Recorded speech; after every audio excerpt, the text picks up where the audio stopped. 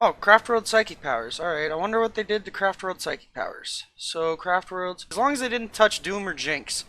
Protect Jinx. Ah, fuck! Change the Jinx effect to read. Choose an enemy unit within 18 inches of the Psyker. Your opponent must subtract 1 from all saving throws made for that unit against attacks made by Azuryani units. No, please, no, please. Please, no, Doom, no. No. No! Hello everyone and welcome back to my Warhammer 40k guides. I am Brady and today I will be talking about the new FAQ/errata that was released on Monday, the 29th of April. And yeah, there were a lot of changes. I think this was the biggest FAQ that we've had ever. And yeah, I believe this has made more meta changes than any of the other two. There are so many things that have been changed from what I've heard that should be changing the way the meta is played. And the reason I say from what I've heard, because personally I haven't actually went through this myself yet. So you are getting my literal first impressions other than things I've been told by my patrons and my friends and other people in the community. So without wasting any more time, let's just jump into it. So, we have Warhammer 40k update, April 2019, release notes. So it just says blah blah blah blah blah, we changed the game. Okay, awesome. Core rules changes and clarifications. Wobbly model. Okay, so I kind of read through this originally. Basically, they're just saying, like, were you guys really trying to balance your models on antennas and shit? And yeah, some people actually were. So now what this is clarifying is it says that your models have to be able to fit where they're gonna go. So, like, you can't just have the tip of your base hanging off of an edge, but your model won't actually stand there. You can't say that he's pretending to be there. Like, no, you have to be able to physically place your model. I like this, but at the same time I don't, because you can, like, stand on a barrel and get immunity from charges because no one can place their base anywhere around you to be able to kill you. But that said, though, it's not that big of a deal because your opponent can always just shoot you off the barrel. And I've played quite a few games using this rule originally before the ITC went back and changed it, and it's honestly not that bad. Even when I was playing my Chaos Demon army, which is mainly all charging, I just ignored the one unit that I couldn't get to and killed everything else essentially. So, like, it does kind of suck, but I mean, it's not the worst thing in the world, it's not the best thing in the world, so I'm kind of impartial to this. I don't really care, to be honest, about this. Edge of the battlefield. Apparently some people were saying there's no rule that you can't move a model off the edge of the battlefield. And yeah, apparently they needed to make that a rule. So no part of the model or its base can be set up or moved over the edge of the battlefield. I think this is a good change, but at the same time, there's one thing I don't like, where they say part of the model can't be at the or over the edge of the table. So, like, if you think about a flyer, like, think of a Storm Raven and how big the model is compared to the base. So now if the wing's hanging over the edge, does that mean that's illegal? You can't do that now? So you have to, like, be a little bit more inside, because, like, how I used to deploy my flyers is I'd put their base in the very back corner, like along the side edge and the back edge. Now I can't do that because I got to take into account the wings on my flyer. So, yeah, I don't think they needed the same model. I think it should have just been your base needs to be on the map. But, yeah, this is the change they made, and rules is written. This is how we're going to have to play it now. So, yeah, no part of your model can be hanging over the edge of the battlefield. Disembarking from destroyed transports. So I heard about this from a friend, and it's actually kind of funny, and I feel like they needed to put this in. But they add the following sentence to the end of the third paragraph for embark in the main rulebook. Units cannot declare a charge during the same turn that they disembarked from a destroyed transport. So you may be thinking, why is this a thing? Why does this matter? If your opponent destroys your transport, it's not your turn usually because they're usually shooting you or charging you, so you wouldn't be able to charge. Well, there was a combo that I never really like talking about because I've said it before in the very first FAQ video. I don't like talking about exploits. Because personally, I don't like exploits. Like, sure, they do help competitively in blah, blah, blah, blah, blah, but still, I think exploits make the game less fun and kind of make it stupid overall, especially when I tell you what I'm about to tell you. So for this, what people were doing is you take a Rhino and you give it a combi plasma, and you put like 10 berserkers in it. Then you advance the Rhino up the board, and that'll make it -1 to shoot. You then shoot at something that's -1 as well, like preferably if your opponent has something that's -1, or there might have been another way they do this, but this is the way that I remember it being told to me. You shoot something that's -1, so now you're -2 to shoot your combi plasma. So you then overcharge your combi plasma, so now that Rhino dies on a 1, 2, or 3. So then when it dies, the 10 berserkers get out. Now they get to move 3 inches farther than the rhino was. So again, a rhino has, I believe, 12-inch movement. You advance it, which will get it on average another 3 or 4. So you'd move 15 to 16 inches up the board. Then when you get your guys out, they get a free 3 inches. Well, kind of a little bit more than 3 inches, because you just have to be within 3 inches, so you can put the edge of their base along the back. So technically, let's say 4 inches, because berserkers' bases are actually really big and at least an inch by themselves. So you get to move 4 inches after that 15, so you technically get your berserkers like 18 or 19 inches up the board on turn 1 because you suicided your rhino, and now your berserkers get a free charge into the enemy.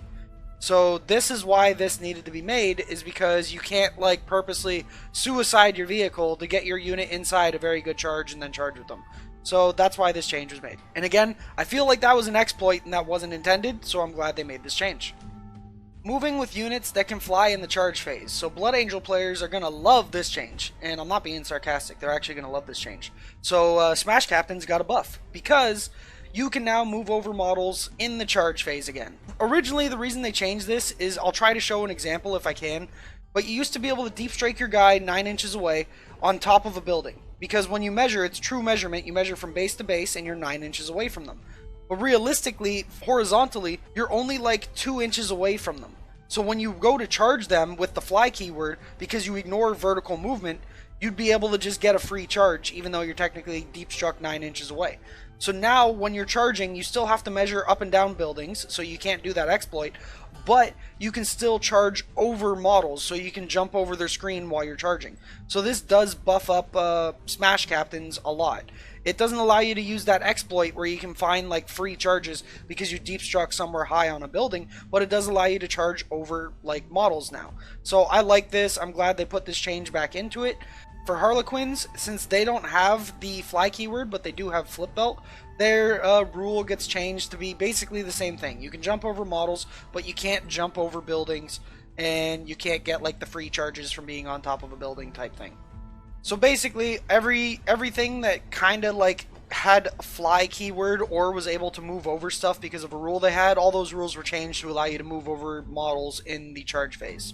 Aircraft. So I heard about this one from a patron as well, and apparently they gave a lot of flyers, like actual flyers like Storm Ravens and Razor Wing Jet Fighters and stuff like that. You can actually move over the aircraft base. You can't end your turn on the base, but you can move over it. So yeah, that thing where I said in my tips and tricks for flyers video, how you can like block knights and enemy units with your flyers, that's not a thing anymore. So yeah, I should probably change that video. Resetting up models. There are several abilities, stratagems, and psychic powers to let players remove a unit from the battlefield and then set it up in a different location, but these rules are causing some confusion. The confusion is partly because it is not clear whether or not the effects that applied to the unit before it is removed from the battlefield continue to apply when it is set back up, and also because the wording of the rule sometimes is written as these units being set up as if they were reinforcements, even though they are technically on the battlefield already. The intent of the as if they were reinforcements wording was to try and make it clear that the unit had counted as moving for purposes of moving and firing heavy weapons, and that they can't move further again this turn, other than to charge, pile in, or consolidate. After all, these units have potentially been displaced across the entire length of the battlefield already. This wording was also used to try and make it clear that such units would trigger other abilities or stratagems, such as Auspex Scan and Early Warning Overrides, which are abilities that allow you to shoot a unit when it arrives from Deep Strike. Our feeling was that this shouldn't make a difference as to whether a unit teleported onto the battlefield from an orbiting spacecraft or from over the next hill. To clarify how these abilities, stratagems, and psychic powers work, we are adding an FAQ to the Warhammer 40k rulebook, which is reprinted here for your convenience. Question: what rules apply to units that removed from the battlefield after deployment, via abilities or stratagems or psychic powers, and then set back up on the battlefield? So they're talking about stuff like Gate of Infinity from Grey Knights or the jump from Orcs. If a rule or ability causes a unit to be removed from the battlefield and subsequently set back up, the following rules apply to that unit. Any rules that are triggered or applied to the units that are set up on the battlefield as reinforcements are also triggered by and apply to that unit when it is set up on the battlefield. So you can, from what I'm getting here, I believe you can Auspex Scan a unit that dejumps or gets Gate of Infinity or any of those kinds of things. Models in that unit count as having moved a distance equal to their move characteristic that turn, and so they suffer the penalty to their hit rolls for moving and firing heavy weapons. If the unit has a minimum move characteristics, it counts as having moved its maximum move characteristic. Models in that unit cannot move again that turn for any reason, other than to make a charge move to pile in or to consolidate. So this means you can't have a model do that and then do something like warp time that allows them to move again. So it cannot move again during that turn for any reason other than to make a charge move, pile in, or to consolidate. So those are the only exceptions. So no warp time, no Dark Eldar stratagem that allows you to move after you shoot, nothing like that. If that unit was within 1 inch of an enemy unit when it was removed, it does not count as falling back when it is set back up on the battlefield. So yeah, Gate of Infinity to jump and stuff like that, it can be used to get your unit out of combat and still allow it to charge because it doesn't count as falling back. If that unit has advanced during this turn, it still counts as having advanced after it has been set back up on the battlefield. Okay, so I can see, because some people might be like, well, what if the jump doesn't go off? Well, I'm going to advance these guys to get them up the board so they can get an easy charge. But then you would jump them and say they're nowhere near a war boss to be able to, which allows them to advance and charge. Well, now they can't charge because they advanced before they jumped. Okay, so I like that clarification. Any destroyed models in that unit when it is removed are still destroyed when their unit is set back up on the battlefield. If they were destroyed during this turn, they still count towards any morale test taken for that unit this turn. Any models in that unit that have lost any wounds do not regain those wounds when they are removed, and they will still have them. Like, I think this was a given, but I guess there were some people arguing, like, no, it's a new unit coming onto the battlefield. No, it's not. It's the same unit. But yeah, I guess they had to put this in here for people that just like trying to game the system. Any rules that unit were being affected with when it was removed, and which would continue to affect it for a specific duration from ability, stratagem, psychic powers, continue to affect that unit until such a point as they would normally have no longer applied. For example, if a unit within range of an aura ability, when it was removed, would no longer be affected by that ability if it is set up outside of that aura's range, whereas a unit that was affected by a psychic power that lasted until blah blah blah. So like I was saying, if you advance your boys and then move them outside of the range of a war boss, it doesn't matter if they started in range of the war boss, they're not going to be able to advance and charge. Or they're not going to be able to charge because you advanced them earlier. But if it's a psychic power that says like it lasts until your next psychic phase, well, that will stay on them. Which is interesting because I believe how this will work now is, let's say you doom and jinx or debuff somebody like Gilliman or Celestine, and then they die and they're technically removed from the table, and then they come back later in the next phase, I believe it is. Well, they would still have Doom and Jinx on them at that point, according to this rule. So that's very interesting. So that makes it a better counter for those type of models, because you can kill them in the shooting phase, then they'll pop back up in the charge phase, and then you charge them and they're still debuffed, so they're easier to kill in the fight phase as well. So I like that. That's the way I used to play it, to be honest, because that's the way I thought it was intended. But now it's just clarified. So as you've probably noticed, a lot of this FAQ it's just clarifying stuff that most of us have already been playing correctly, but it did leave a little bit of room for interpretation, so I could see people playing these rules wrong. But now it's all clarified, so now we know exactly how it's meant to be played. Organized event guidelines. Repeated datasheet clarification. Are the Demon Prince datasheet codex blah blah blah blah blah blah blah? No, for the purposes of these guidelines, all these datasheets are considered to be the same. So what this is saying is, no more 9 Demon Prince army lists. Every Demon Prince counts as the same datasheet now, so you can only have 3 Demon Princes. It doesn't matter if it's from Thousand Suns, or Chaos Demons, or Chaos Space Marines, or Death Guard. You only are allowed 3 Demon Princes altogether. Personally, I don't like this change because I'm biased, but I can see why they did it, because some people might not think it's fair that there's the rule of 3 in the game, but Demon Princes kind of get around that rule just because their data sheets are slightly different from each other. So they still do technically have different data sheets, because like the Death Guard one gets disgustingly resilient. Chaos Space Marine one doesn't. From Chaos Demons, they get special abilities like the Tzeentch ones get +1 to their invul and stuff, whereas the Thousand Suns ones don't get that, and the Chaos Space Marines ones don't get that. So they're all technically different data sheets. They all do different things, but I guess they wanted to consider them as the same data sheet, so that's the thing now.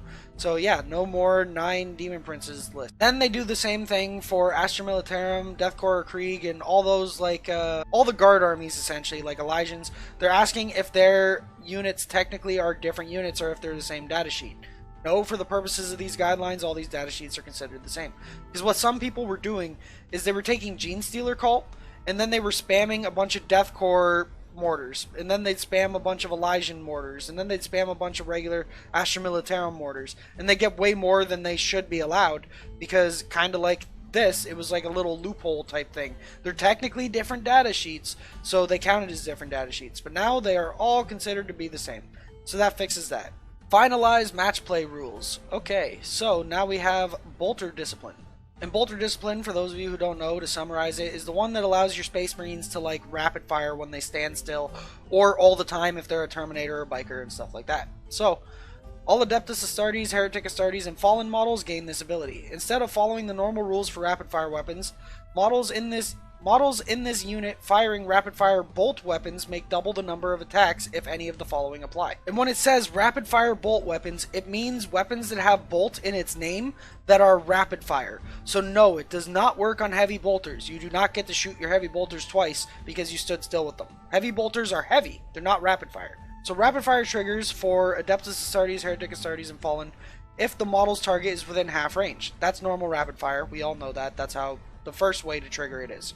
Another way to trigger it is if the firing model is infantry and every model in its unit remains stationary for your previous movement phase. So that means if you didn't move that unit that turn, then every model can rapid fire. And I like how they specify every model, because what I believe some people were doing, maybe it was worded like this originally, but even if it was, some people still played it wrong.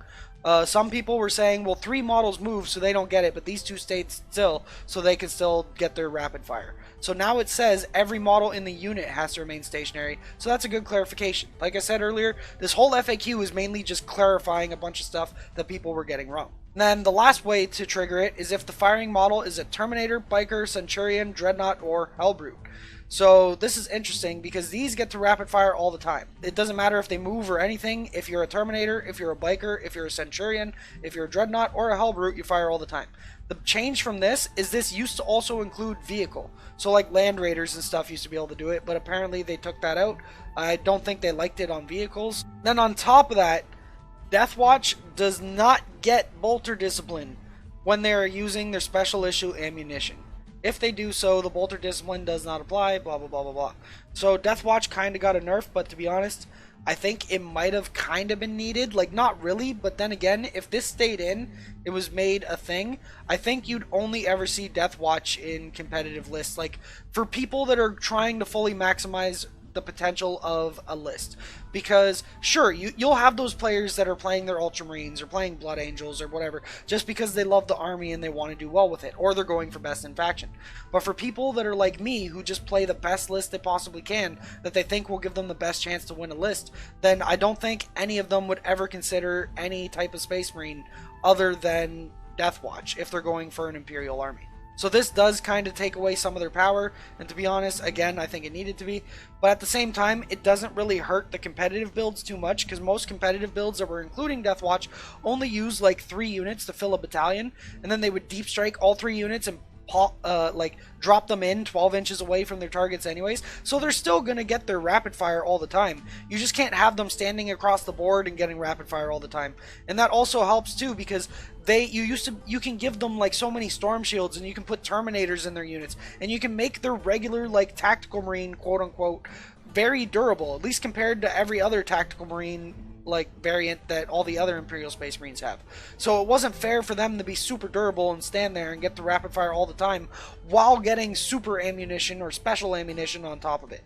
So I like this change. I think it was needed, or I should rephrase that. I don't think it was necessarily needed, but I can understand why, because they probably think how, like what I just said, is the majority of Imperium competitive players would probably play that detachment and only that detachment when it comes to shooting Space Marines.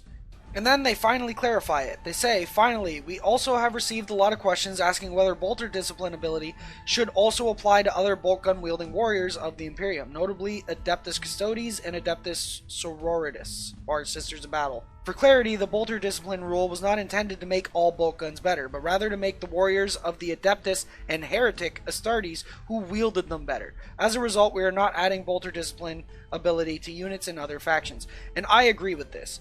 And mainly because if you think of Custody jet bike spam, Imagine them being able to sit 24 inches away and get 12 shots for each bike. Oh my god, that would be brutal. If that was the case, I would probably play Custodes. But yeah, Adeptus Custodes didn't need a buff. It's Space Marines that needed a buff. Nobody was playing regular Space Marines at all. If anything, it was like you add a couple Smash Captains in your list and you play a bunch of Scouts. Now, the Prepared Positions Stratagem, which is the one where you pay 2 command points and you give your whole army cover if you're going second. So this is to help mitigate alpha strikes and stuff like that. So apparently, I think from what I'm reading here from glancing over it, they changed it to include the aircraft keyword, which is a new keyword that's going to be added to a bunch of units. Which basically says that enemy units are allowed to walk over that model's base, if I read that correctly. So now flyers, Titanic units, aircraft units, and fortifications will not get cover if you use prepared positions, which I think makes sense. Why would a plane that's way up in the air get cover? It just doesn't make sense. I don't know. Tactical Restraint. This is the rule they added in so you can't, like, farm 10 command points with Grand Strategist's turn. And from what I'm reading here, apparently stratagems used before the battle can never be refunded. So what people were doing is they take like their warlord that has Grand Strategist and put them on the field. And then they would use stratagems to put guys in deep strike, like the Adeptus Custodes stratagem or the Death Watch stratagem. And they would roll for it because technically they're warlords on the battlefield, so they could roll for it. And because it's not a phase, it was like a loophole, so they could gain as many command points as they wanted to before the battle began. So now they stopped that, and before the battle, you can never roll for it. So you only start rolling for stratagems now once the game actually begins. So I like this change because it kind of was unfair, and I've seen games where people got like 3 command points before the game began. And that's obviously not what they wanted because they made it so that you can only gain 1 command point per phase. So yeah, this makes sense, and I'm glad they clarified this. The limit of gaining or refunding 1 command point per battle does not apply to the Moment Shackle or 7-fold Chant abilities or the Prayer of Twilight Warlord trait. In these cases, the ability Warlord trait can refund or gain the player more than 1 command point if the stratagem used costs 2 or more command points to use. But once any command points have been gained as a result of the rule, neither it nor any similar rule can be used to gain command points until the next battle round. Also note that this does not apply to command points that are gained or refunded specifically instructed on stratagems. So what I'm getting at from here is, alongside being able to gain 1 command point a turn because of like warlord traits and stuff that allow you to refund it, I think you can also stack other things like the new assassin stratagem that allows you to gain 2 command points if you kill a character. I believe that's what it does. Correct me if I'm wrong. I don't have the White Dwarf, and I haven't been able to find a digital copy of the sheet. But yeah, I would assume stuff like that allows you to do it. But I think what they're saying is some things allow you to gain more than 1 command point a turn, and some things don't allow you to gain more than 1 command point a turn. I'll have to read over this and go through it a little bit more to understand it. Tactical Reserves. Instead of being set up on the battlefield during deployment, many units have the ability to be set up in teleportariums, in high orbit, in ambush, etc. in order to arrive on the battlefield mid-game as reinforcements. When setting up your army during deployment for a match play game, at least half the total number of units in your army must be set up on the battlefield. And the combined points value of all the units you set up on the battlefield during deployment, including those that are embarked aboard transports that are set up on the battlefield, must be at least half of your army's total points value, even if every unit in your army has an ability that would allow them to be set up elsewhere. So what this is saying is, if you put 10 units in Deep Strike that cost 1,000 points, then you need 10 units on the board that also cost 1,000 points altogether. And the units on the board, yes, units inside of transports count towards your total points and total number of units on the board. Furthermore, in match play games, units that are not placed on the battlefield during deployment in order to arrive on the battle mid-game as reinforcements cannot arrive on the battlefield during the first battle round. So you can't deep strike on turn 1. Any unit that has not arrived on the battlefield by the end of the 3rd battle round in match play games count as having been destroyed. So if you haven't deep struck your guys by turn 3 and turn 4 comes around, then everything that you have in reserves is dead essentially. For clarity, this match play rule does not apply to units that are set up on the battlefield during deployment, but use stratagems, abilities, or psychic powers to be removed as the battlefield and set back up during the first or subsequent battle rounds. So what this is saying is, because I've seen this happen or this question come up before, if units that are in reserves die after turn 3, well, what if you have like a unit of Jump Pack Marines and Blood Angels on turn 4 and you use the stratagem that allows them to deep strike from off the board. So kind of like we were talking about earlier with the jump and spells that allow you to move across the board, this would be one of those instances. So technically they get pulled off the board, but it's turn 4. Do they die because now it's past turn 3? So this is just clarifying, no, they don't die. If they were on the board and they're quote-unquote re-deep striking because of a stratagem or a spell, then no, they don't die. You can do that all the way up to turn 6. But if you put them in like the Teleportarium, so like Terminators, and they started off the board and they haven't come onto the board at all by turn 3, then they'll die once turn 3 is over. So I'm glad that again they clarified that. Interim balance review. Imperial Knight stratagems. Alright, so here's the good stuff. Everybody wanted the Castellan nerf. Let's see how they nerf the Castellan. Change the last sentence for... Okay, so this is rotate Ion Shield. So this is the thing that gives them +1 to their invul. Change the last sentence of the stratagem to read until the end of the phase. The vehicle's unit's invulnerable save is improved by 1 to a maximum of 4+. So no more taking Ion Ball work for a +1 and then rotating Ion Shields for another +1 so that your Knight can have a 3-up invul. Now a Castellan will only have a 4-up invul maximum. So I like that change. It makes him easier to kill. He's not going to be as much of a superhero as he used to be. Rotate Ion Shields. Change the command point cost of this stratagem to 1 CP/3 CP. Isn't that how it already was? Oh! This is for the Adeptus Mechanicus Knights. Okay, makes sense. I didn't know that maybe that was still stuck at 1 CP and people were abusing that. If that's the case, I didn't even know about that. That was a loophole that I didn't find. Change the rules text to read, use this stratagem when an enemy unit targets an Imperial Knight's vehicle unit from your army that has an invulnerable save. This stratagem costs 3 command points if the targeting unit is a Dominus class unit. Otherwise, oh, this is just continuing on from this part. Gotcha. And then this is also changed to be a maximum of 4+. So I'm assuming what was happening here is people were taking a Admech battalion alongside a Castellan and then getting him a 1 command point 3-up invulnerable save instead of having to pay 3 command points. If that was the case, that's kind of funny. And to be honest, that's a loophole that was new to me. So I've never actually seen that come up in any of my games or seen that talked about online. So that was an exploit people were keeping very secret because I guess they didn't want it to get out. Because they probably didn't want it to get changed, but Games Workshop changed it. So good for Games Workshop. Death Grip. Change the I hate English, sentence of the stratagem to read, if your opponent rolled a 6, and or if their result is equal to or higher than yours, the enemy model breaks free. Otherwise, the enemy model suffers an additional D3 mortal wounds and both players roll off as before. Imperial Assassin stratagem. So, being able to summon in an assassin, which pretty much every Imperium army is doing nowadays, it's now 2 command points instead of 1. So if you want to summon in that Vindicare or Caluxus or Eversur or Calidus, you're paying 2 command points for that assassin now instead of 1.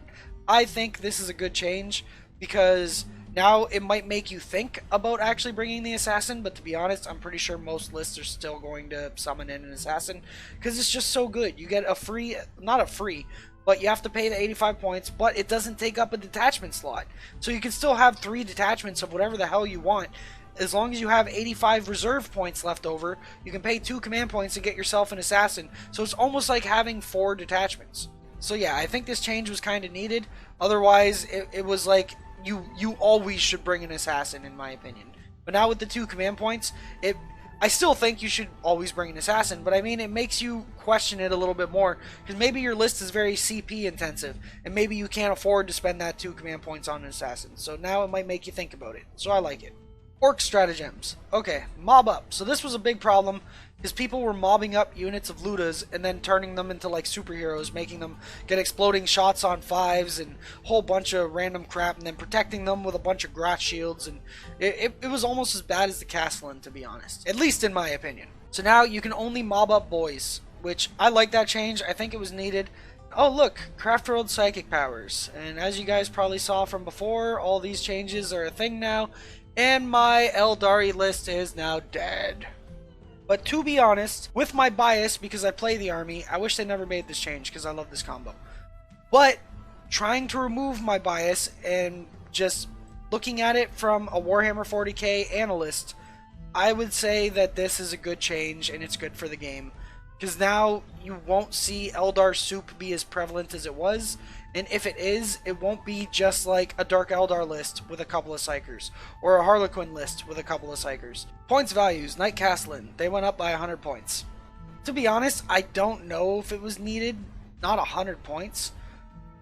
Maybe they could have just did the 4-up invol thing, and the change I was kind of hoping for is super heavy auxiliary detachments don't get access to stratagems. So that would mean you'd have to bring like a Castellan plus 2 armigers in order to unlock the stratagems.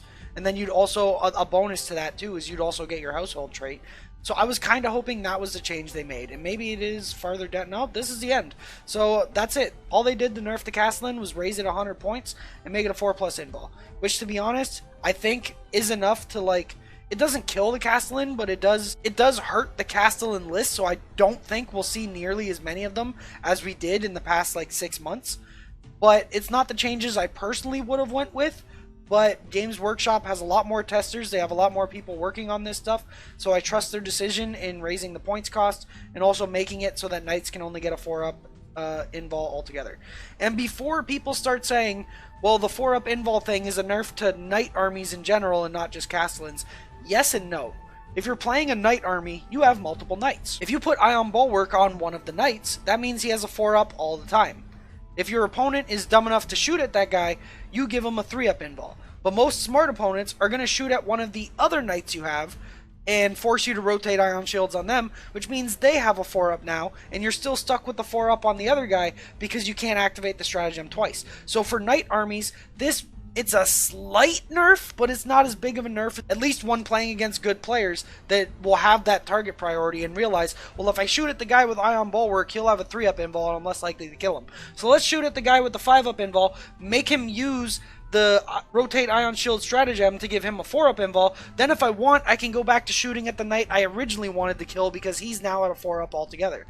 So again, even with the way it was being able to get a maximum 3+, the change really isn't different because the only other option you'd have is, well, I'm not going to use rotate Ion Shields on the guy with a 5-up because I want to save it for my other guy. Okay, well, you can say goodbye to your Knight now because it's probably going to get everything unloaded onto it and you're going to feel dumb because you didn't rotate Ion Shields on him. So to be honest, again, very slight nerf to Knight armies, but a big nerf to solo Castellan armies or just solo Knight armies in general. And I think that's what Games Workshop wanted to do, is they wanted to make it so that taking a single Knight isn't like an auto-include in every Imperium list.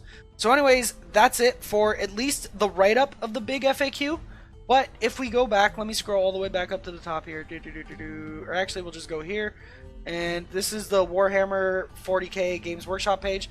If you go over here to Warhammer Community, and you click on FAQs and useful things, and then click on FAQs, and then over here you click on Warhammer 40k, every one of these erratas are all changed, or most of them. I went through a couple of them, but it would take, this video would be 4 or 5 hours if I went through all the changes from every book that they have.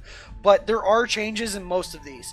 So if you wanted, what I recommend is after you watch this video, go through the ones that apply to you and look at them. And if you're really bored, or if you're a super competitive player and you want to know the changes for all the armies, well, feel free to download and go through all of these. And you'll notice the changes are in purple. Okay, so you can see here, all this black text has been here. These are changes from either the last FAQ, or the first FAQ, or the original FAQ for the Astra Militarum Codex itself. But all of this new magenta colored stuff, this is all stuff that was just added with this new FAQ. So lots of things have changed, like this, for example. You can't move after you disembark from a Valkyrie now, which a lot of people are upset about, but to be honest, I believe it was needed. You could get a bunch of Bulgrin out of a Valkyrie, get a free charge turn 1, then your opponent has this super durable unit they got to deal with that's in their lines right away on turn 1. So to be honest, I'm glad they made this change. But yeah, if you want to look at all the new rules, go and find the magenta colored stuff in all of those erratas, and yeah, you'll see all the new changes that came from this FAQ. But again, I'm not going to cover them all. So anyways, that's going to be it for this video. If you liked it, don't forget to like and subscribe. Also, check out my Patreon if you'd like to support the channel even further. And on top of that, let me know down in the comments what you guys think about this FAQ and all the changes that were made. Let me know if you think the game will be better for it, if it'll be worse, if you like the game more for it, or if you like the game worse. And to be honest, to give my final opinion on it, I think this was a great FAQ. I think it will help balance a lot of the things in the game, and I think what it does the best is it clarifies a ton of of stuff that people were confusing and misinterpreting. So that's what my favorite part of the FAQ is that all of these things that were being misinterpreted for so long are now finally, literally in black and white, and they say exactly how it works now. So I'm glad that we have all of that in. And yeah, so I'm happy with this FAQ, and I'm happy with the changes they made. And yeah, that'll be it for me. So yeah, again, if you enjoyed the video, like and subscribe. Consider subscribing on Patreon, and I will see you in the next video. Happy wargaming.